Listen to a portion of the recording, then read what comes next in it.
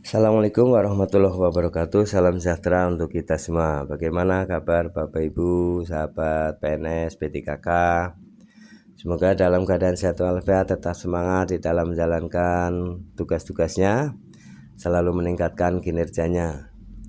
Baik Bapak Ibu, sahabat P3K, ya, pada kesempatan kali ini saya hadir untuk menyampaikan informasi mengenai P3K ya, mengenai mutasi P3K. Apakah P3K bisa mutasi ke daerah lain? Ternyata begini aturan resminya menurut Undang-Undang nomor 20 tahun 2023 ya, Undang-Undang ASN. Baik, mari kita simak bersama ya, apakah Bapak Ibu sahabat P3K ini bisa mutasi ke daerah lain atau tidak ya. Mari kita ikuti, seperti ini aturannya. Ayobandung.com, pegawai pemerintah dengan perjanjian kerja P3K merupakan bagian dari aparatur sipil negara. Meskipun menjadi bagian dari ASN, apakah P3K bisa mutasi ke daerah lain untuk perpindahan kerja? Berdasarkan Undang-Undang ASN 2023, P3K memiliki status kepegawaian yang tidak tetap.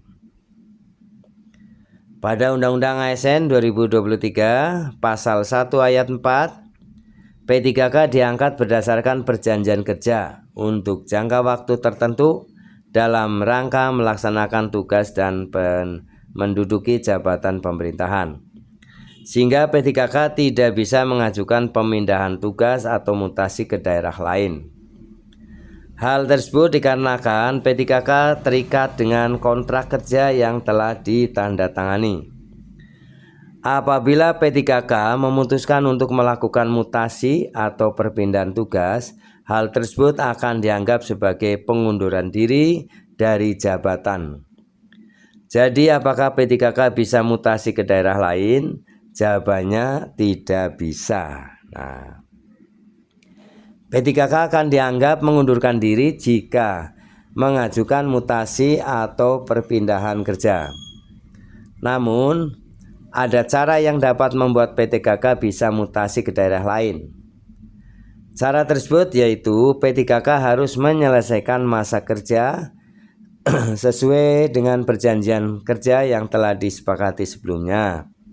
Setelah masa kerja berakhir, P3K bisa memilih untuk tidak melanjutkan kontrak dan mendaftar ke tempat penempatan kerja yang lain. Cara ini bukan termasuk mutasi kerja, melainkan mendaftar formasi P3K baru di unit yang berbeda. Apabila P3K akan mendaftar di unit baru, tentu harus menyesuaikan dengan formasi yang tersedia. Terdapat syarat agar P3K bisa mengundurkan diri dan mendaftar ke unit yang berbeda ya. Syarat tersebut yaitu P3K wajib menyelesaikan masa perjanjian kerjanya dan memenuhi kontraknya sebesar 90%.